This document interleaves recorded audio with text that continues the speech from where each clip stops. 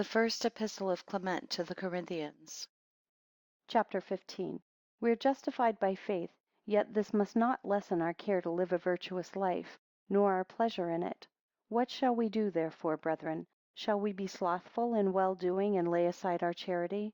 God forbid that any such thing should be done by us. But rather let us hasten with all earnestness and readiness of mind to perfect every good work. For even the Creator and Lord of all things himself rejoices in his own works.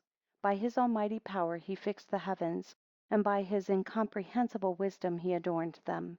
He also divided the earth from the water, with which it is encompassed, and fixed it as a secure tower upon the foundation of his own will. He also by his appointment commanded all the living creatures that are upon it to exist. So likewise the sea, and all the creatures that are in it. Having first created them, he enclosed them therein by his power. And above all, he with his holy and pure hands formed man the most excellent, and as to his understanding, truly the greatest of all other creatures, the character of his own image. For thus God says, let us make man in our image, after our own likeness. So God created man, male and female he created them. And having thus finished all these things, he commended all that he had made, and blessed them, and said, increase and multiply.